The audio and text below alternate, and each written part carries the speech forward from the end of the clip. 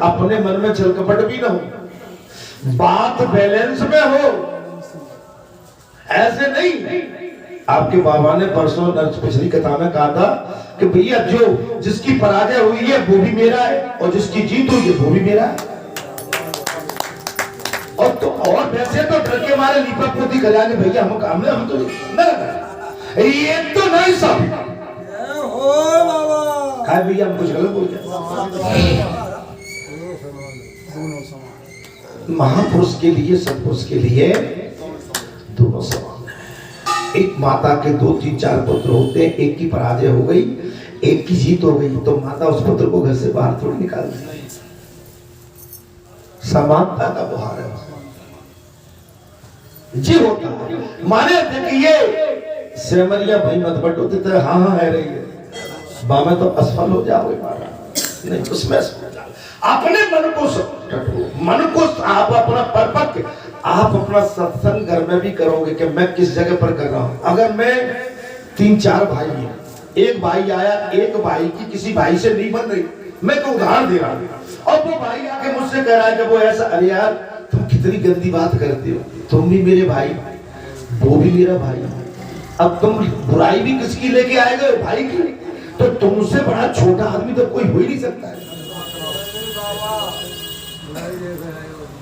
भाई। बुराई किसकी लेके आए, तुम अपने भाई की, जब तुम अपने भाई की बुराई लेके आ गए तो और दूसरे को कैसे छोड़ोगे।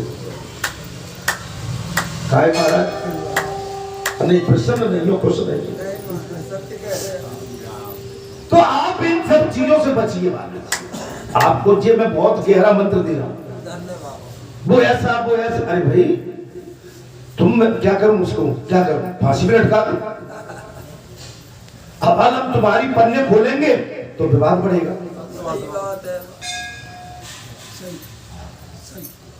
एक पिता के विपुल अनेका, उसके लिए सभी समानता। मैं इसलिए कहता हूं जी इसकी पढ़ाई का मतलब ये है कि हम एक गुरुशाला में आए हैं, एक अच्छी यहाँ पर वातावरण, एक अच्छा स्वभावपूर्ण वातावरण, यहाँ पर हमको पूजा अर्चना करने में भी आनंद आए, यहाँ पर हमको भगवान के सामने घंटी बजाने में भी आनंद आए, यहाँ पर उनके सामने आरती करने में भी हमें आनंद आए, तब तो आनंद है। लेकिन कहीं पैर में कोई संसार का कांटा लगाए तो घंटी बजा तो रहे हो लेकिन वो पैर का कांटा तो न काट गया, क्या हो गया। आप तो वैसे में यहाँ में हमें ला देते, सही बताओ। अरे पैर में संसार का कांटा लग जाए तो घंटी बजा पाओगे, वजन कर पाओगे क्या? किसी से बात विवाद हो जाए कि घर में श्याम को लड़के आए हो तो कथा कह पाओगे क्या? अच्छा रात में, अच्छा श्याम को विवाद हो जाए तो रात में सो पाओगे? खाटू लगा कि तुम शादी ब्याह में गए हो, ज्यादा खा ले हो पीठ में फिर और पेट में पनीर वनीर की सब्जी खदक रही हो तो सो पाओगे? ये हो अभी जहां आके बैठ गई वो पनीर मरोड़ दे रही है,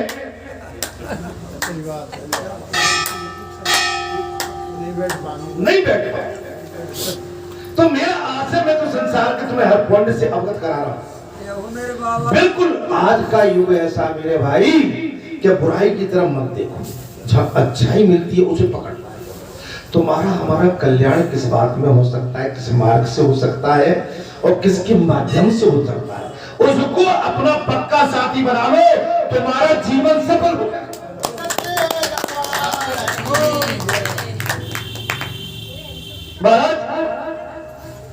बोले देवराज के पद पर प्रतिष्ठित हुए इसी प्रकार कुबेर ने लक्षेश्वर देव का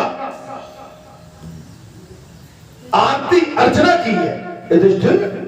उस तीर्थ में जो भी मोक्ष का नाम वाली देवी और उन्हीं की पार्वती जानी जाती है और मोक्षेश्वर सिद्ध है। मोक्षेश्वर क्या है?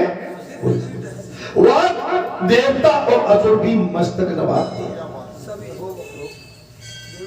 अर्थात तदंतर परम उत्तम वैष्णव तीर्थ को अगर कोई पहुंच जाए तो वो तीर्थ कोकिला नाम से विख्यात है। कोकिला नाम से और सब पापों का नाश करने वाला है।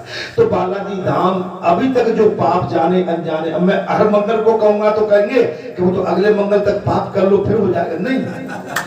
जब से आपके कानों में, हमारे कानों में ये गूंज पड़ी कि बालाजी धाम इस बात की गारंटी देता है कि आपने अभी तक जो भी आपसे छोटे बड़े कहीं जाने अनजाने में धर्म अधर्म हुआ, पाप हुए, तो गारंटी है कि आप अभी से बालाजी के चरण पकड़ लो, आपका कल्याण हो जाए।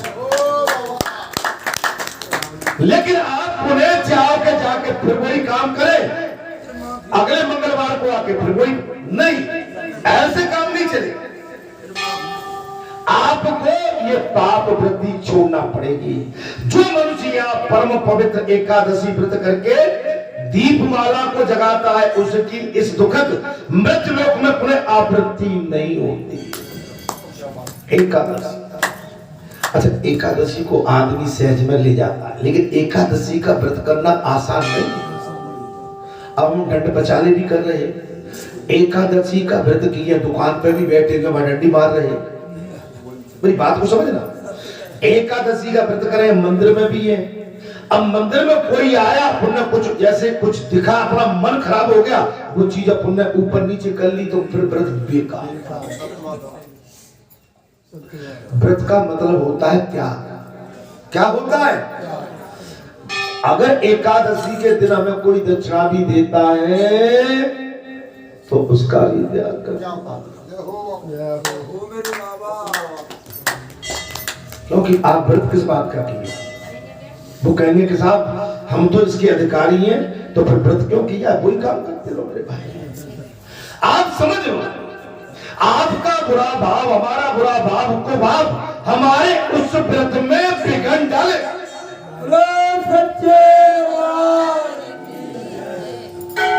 बिगड़ डाले हम किए तब। अच्छा व्रत का मतलब क्या होगा?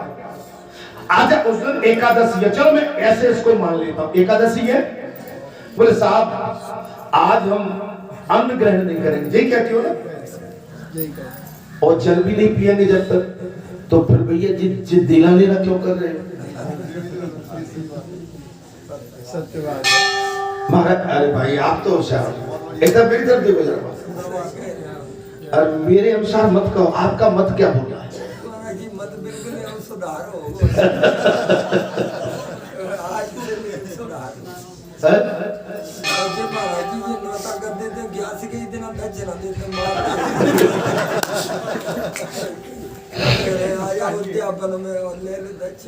दूसरे दिन ले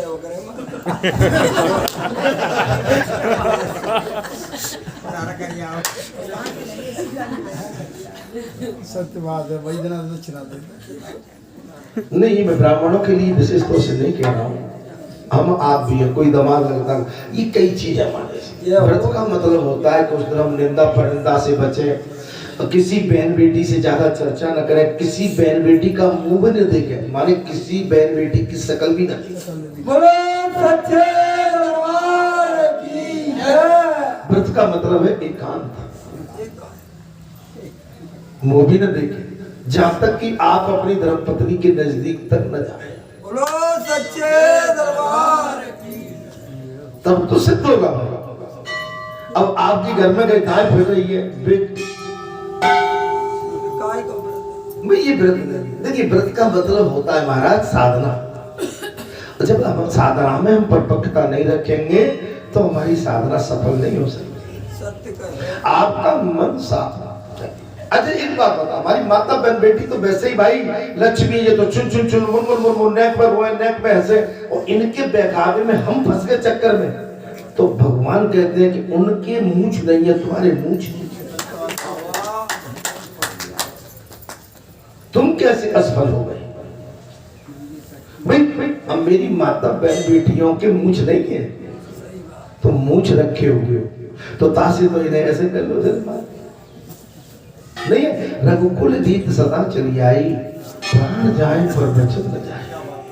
अगर तुम मर्द हो, पुरुष हो, मनुष्य हो, तुमको अपनी वाणी पर बिल्कुल खरा उतरना पड़ेगा। आप कहीं घी की तरह पिघल गए तत्काल आप समझ रहे ना? अग्नि को देखकर अग्नि नजदीक घी जाता है और घी पिघलने लगता है। अगर तुम जल्दी पिघल गए तो तुम भस्म हो जाओगे। आपकी साधना पर पकड़ नहीं ले सकती। साधना का मतलब होता है संकल्प। संकल्प, नॉट इफ एंड बट, किंतु परंतु का उसमें कोई स्थान नहीं है। दृढ़ संकल्प मारो, तब तो मारो। अरे मोदी बाबा ने तो देखो क्या रचना रचनी, 3 राज्यों में 3 ठोका कर दी। उसकी गणना बहुत लंबी है। उसका माइंड बहुत ही ब्राइट माइंड है। ब्राइट माने कहते हैं बिल्कुल चमकती क्लियर है एकदम। हाँ, आदमी जो आगे की सोच के चले, आपको भी यहाँ से आगे की सीख मिल रही है। यहाँ और कोई नहीं बताएगा, इतना टाइम कोई देगा नहीं। कथावाचक के पास जाओगे तो 7 दिन में उसको कथा कहनी होती है। इधर उधर की बातों में नहीं पड़ेगा। वो तो केवल सुदामा चरित्र, ध्रुव चरित्र, प्रहलाद चरित्र और भैया जाके नहीं है जन्म करा देंगे और सुदामा जी कर्पूर की कथा करा देंगे। ठीक है, उनके पास इतना टाइम नहीं है। क्राइसिस है, टाइम की कमी है उनके पास। क्राइसिस मीन्स होता है कमी है उनके पास में। तो मेरे भाइयों, आपको बहुत बढ़िया मिल रही है बात। देवादिदेव भगवान जनार्दन, उसे वैष्णव क्षेत्र कहते हैं। जो मनुष्य यहाँ परम पवित्र एकादशी व्रत करके दीपमाला को जगाता है, उसकी इस दुखद मृत्यु लोक में पुनः आना जाना नहीं होता। कब? तब पक्के मन से करोगे। अब यहाँ से तो गए महाराज और शाम को जाके 2 अंडा भूज के न खा गए। मैं एक बात बताऊं, मुर्गा तोड़ दिया, लहसुन प्याज में मुंह मार दिया, ठीक है, और आज मंगलवार का दिन है, अमावस्या का दिन है, हमको ब्रह्मचर्य का पालन करना चाहिए और तुमने अपना ब्रह्मचर्य का पालन भी खंडित कर दिया। तुम्हारी पूजा लगेगी कैसे? हमारी पूजा लगेगी कैसे? हमारे साथ रही नहीं। साधना बहुत बड़ी चीज है। आपके अंदर एनर्जी कहां से आएगी? आप जहां 8 घंटे 10 घंटे कैसे बैठ पाओगे? आप 2 घंटे 1.5 घंटे सुंदर कांड करके 2 घंटे की आरती करके 3 घंटे का कथा, तो कथा 3 घंटे की अगर आप संसार में लिप्त हो जाओगे तो संसार में लिप्त होने के बाद आपको बचता क्या? आपने क्या जोड़ा जिससे आप ये साधना कर पाओगे?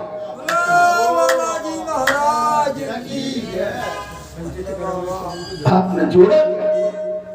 आपको मल्ल युद्ध में जाना है, अखाड़े में पहलवान से लड़ना है, तो पहलवान से लड़ने के लिए अच्छा व्यंजन पाना पड़ेगा, दूध दही खाना पड़ेगा और दूध दही के बाद में आपको ब्रह्मचर्य का पालन, तब आप अखाड़े में जय पराजय की बात रख सकते हैं।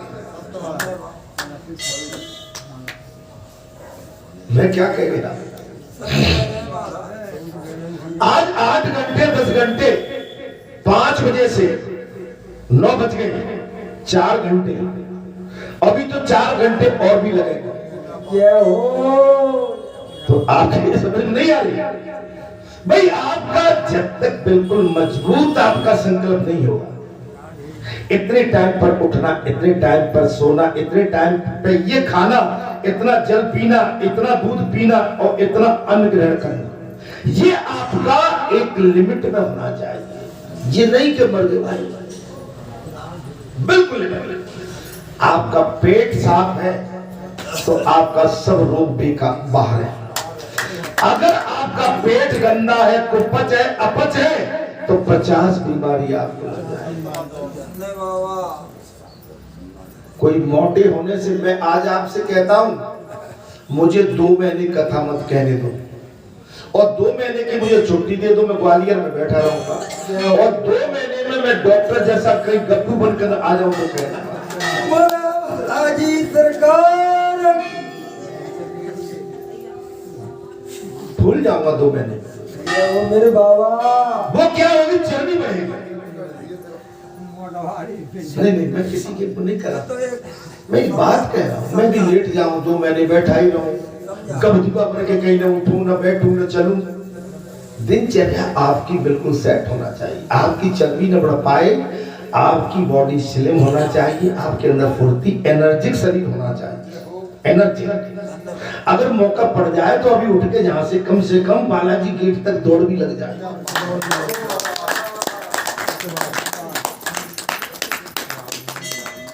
आपको ये साधना करना, हम आप बगैर साधना के नहीं चल सकते भाई। अब हम कहें हमने तो साहब हम तो पूजा करते हैं, और हम कहें हम तो बालाजी के भगत हैं, और भैया तुम हमें को यहाँ से उठा के वहां धरो, तो कहेंगे जब भगत का है उठा के धरोगे वहां नहीं आ सकते। हाँ, एक उम्र के अनुसार आज हम 70 को पार कर रहे हैं लगभग, माने 70 के पार हम जा रहे हैं, और मेरे ये डोंगरे ढाकरे तो 75-80 के पास जा रहे होंगे। तो 70 के बाद तो आदमी का वैसे ही हिसाब किताब बिगड़ जाता है महाराज। ढलान है, आपके पास अपना कुछ बचा नहीं है, बचा है तो आपका त्याग वैराग तप तपस्या और संयम, और संयम से आप बिल्कुल परिपक्व रहेंगे। मैं कहता हूं संयम है तो 90 साल तक आप टक धरे रहोगे। और संयम नहीं है तो खेल तो नेट में बढ़ जाता है हमारा, आप समझ सकते हैं हमारा, आप देख सकते हो यहाँ वहां पर श्राद्ध आदि करने से पितरों का अनंत काल तक तृप्ति बनी रहती है। महाराज वहां पर श्राद्ध करने से वैष्णव तीर्थ में, जो वैष्णव तीर्थ की बात चल रही है, वैष्णव तीर्थ में आपके हमारे पितरों की तृप्ति बनी रहती है। इसी तीर्थ में किए हुए पुण्य से ध्रुव नक्षत्र के तेज से परम उज्जवल होकर ध्रुव पद को भी प्राप्त हुए थे इसी तीर्थ के माध्यम से। नर्मदा, या पर मार्कंडे जी ने साफ कह दिया धर्मराज युधिष्ठिर, नर्मदा सर्व तीर्थमयी है, महादेव जी भी सर्वदेवमय है। नर्मदा भी सर्व तीर्थमयी है, सर्व तीर्थमयी, और महादेव बाबा भी सर्वदेवमय है। बुद्धि सर्वधर्म, और बुद्धि क्या है महाराज? सर्वधर्ममयी। बुद्धि क्या है? आपके हमारे अंदर जो बुद्धि है वो सर्वधर्ममयी है। बुद्धि जुआ खेलने के लिए नहीं है, शराब पीने के लिए नहीं है, बुराई करने के लिए नहीं है, कुकर्म करने के लिए नहीं है, अधर्म करने के लिए नहीं है, निंदा करने के लिए नहीं है, और अपनी पाबाई करने के लिए नहीं है, अपना बहुत बड़ा फेंकने के लिए नहीं है। आप नमके रहिए। बुद्धि का इस्तेमाल करना है तो आप ध्रुव बन जाओ, वीरा बन जाओ, प्रहलाद बन जाओ, सूरदास बन जाओ, हनुमान बन जाओ, आपका कल्याण हो जाए। उनके आशीर्वाद में हमने भी अपना जीवन निकाला। आज तो सारी सुविधा व्यवस्था है, आप अपनी पुरानी जीवन पत्रिका को निकालोगे तब ध्यान आएगा। जब मेरी नौकरी लगी थी महाराज, 77 की बात बता रहा हूं, 1977, कब की बात बता रहा हूं? 220 रुपए पगार थी मुझे महीने की। मेरे बाबा कितनी थी? अब नौकरी लग गई तो घर वाले भी कहते थे कि 220 रुपया तो बहुत होते हैं। अब मैं बाहर रहता था, शादी भी हो गई थी, और उस समय बेटी भी गोद में आ गई थी, बड़ी वाली बेटी है ना, वो भी 50 साल के आसपास होने जा रही है, बड़ी बेटी महाराज। तो उसमें घर वाले कहते कि बहू में हमें कछु दे दो भाई। अरे भाई, मैं देवी दिन काटे पढ़ने बच्चे ने, तुम भाई मैं कैसे बामे अपनी गुजर बसर कर रहा हूँ। सत्य कह रहे, वो जीवन निकाला। मैं आज एक बात और बता देता हूँ महाराज, पैसे की बहुत कमी देखी। पैसा था ही नहीं। बेटी जब हुई उसके लिए उसके नाना मामा ने वो हाय वाय को सोने की उस समय चल दी। माने वो भी मुझे सुनार को देना पड़ेगी। अब आप अंदाज लगा, इससे बड़ी विडंबना क्या हो सकती है? क्या मैं अपनी कमी बता रहा हूं तो कोई बुराई तो नहीं कर रहा? मैंने वो समय देखा, मैंने अपना जीवन, विद्यार्थी जीवन में 40 पैसे की ब्रेड आती थी उस समय, 40 पैसे की ब्रेड आती थी, तो मैंने विद्यार्थी जीवन में 40 पैसे की ब्रेड से अपना जीवन निकाला। और पूरे 24 घंटे निकाले। और ब्रेड भी कैसे, उस समय 10-5 पैसे की चाय आ जाती थी, चाय से ब्रेड और पूरे 24 घंटे निकाल। माने उस जीवन की तुलना करोगे तो आज तो आपको सर्व आनंद है। आप यदि उस समय संघर्ष न करते, उस समय बुद्धि का इस्तेमाल न करते, उस समय हम यही सोचते थे कि आज ये दिन है, मुझे पक्का विश्वास है अगर हम अच्छे मार्ग पर चल रहे हैं तो ये दिन भी चले जाएंगे, ये दिन भी कट जाएगा,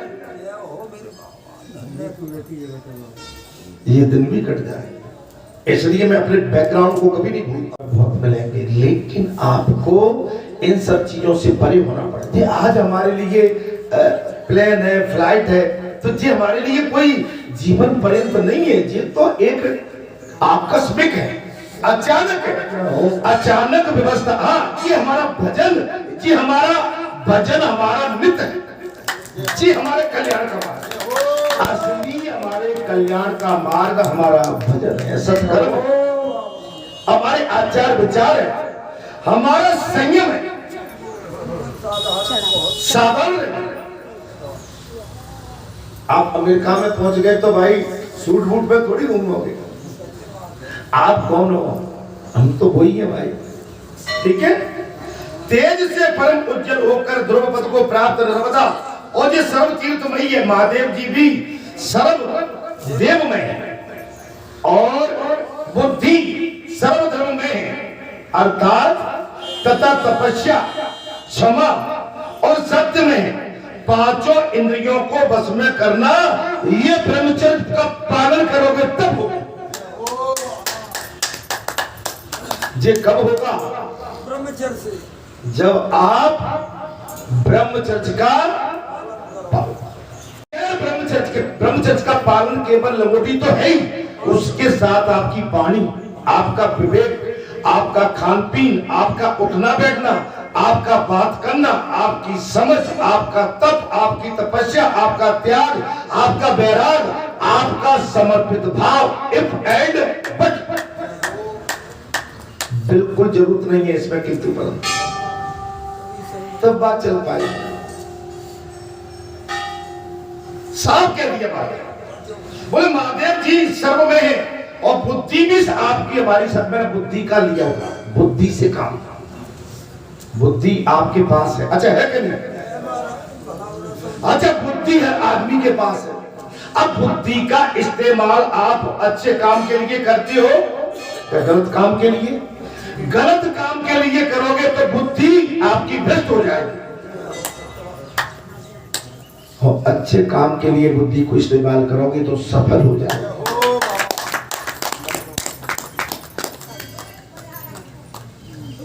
तथा तपस्या, क्षमा और सत्य में है। तपस्या क्या है? आगे बात को समझिए महाराज। बोले मार्कंडेय जी बोले धर्मराज, बुद्धि धर्म में है तथा तपस्या क्षमा है। तपस्या में आपको क्षमा करना पड़ेगा। अगर आप व्यासपीठ पर बैठे हैं, महापुरुष हैं, गांव के पुरखा हैं, घर के पुरखा हैं, आप डोकरे डाकरे हैं, किसी लड़के बच्चे से गलती हो गई, क्षमा करो, ठीक है। क्षमा और सत्य में है, और ये सत्य में भी है। पांचों इंद्रियों को वश में करना ब्रह्मचर्य का पालन है, और ये ब्रह्मचर्य ही तपस्या का मूल है। अब बताइए कि तो कथा, अब आइए, हमने तो पहले इसकी चर्चा कर दी। मार्कंडेय जी ने साफ कह दिया धर्मराज, ब्रह्मचर्य का पालन ही तपस्या की मूल जड़ है। उससे आपकी जड़ खत्म हो गई, कुछ भी नहीं। बोले हम ये कर रहे हैं, वो कर रहे हैं, और आके नहीं फिर कहते हम कुछ भी कर दिया, किन्होंने काम कर दिया, माता बहन बेटियों के टोले में फंस गए, वहां कुदृष्टि डाल दी, आपने दुराचार अत्याचार कर दिया, किसी घर परिवार की अपनी माँ बहन बेटी के साथ बात अपवाद करके उसका अपमान कर दिया। काहे की आपकी तपस्या? मैंने कई बार कहा है, आपको फिर बुरा लगेगा। आप अपनी पुत्र वधू से बात करते हो, बच्चे शास्त्र में इसकी अनुमति कहीं भी नहीं है। आप अपनी पुत्र वधू से बात करते हो, इसकी अनुमति नहीं। आप अपनी बहू से क्यों बात करते हो? अरे क्यों करते हो भाई? पत्नी है ना आपकी, पत्नी नहीं है, बेटा है, दादी काकी कोई तो होगी। आपको अपनी बात पहुंचवाना है तो उनके माध्यम से हमारी बहू से बोल दो आज मेरे लिए दलिया बना दे बस। और बहू जा रही है, बोले रमा मुझको दलिया बना दिए, तो शर्म नहीं आई तुम्हें? तुम एक अपनी बेटी, एक पुत्री को जो लाज मारे, जो मर्यादा में, तुम कितने माने वो हो गए कि तुम एक तुम्हारी मर्यादा करके वो लाज मार के चुपकी चली जा रही। तुम बोलने की कोशिश क्यों करते हो? क्यों भैया चुप रहे कि मैंने कोई गलत बात नहीं कही? मर्यादा है, मर्यादा है। अगर आपने ये सब छोड़ दिया तो वो समझ लो कि जो टुकड़ा कर रोज रोज धरिए थोड़ी मत तो वो कह के चली जाएगा। फिर क्या बचा तुम्हारे पास?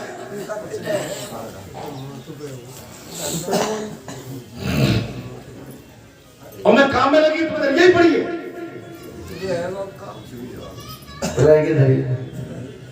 अरे तुम्हें शर्म आना चाहिए, बेटी पर दूसरे की अमानत है।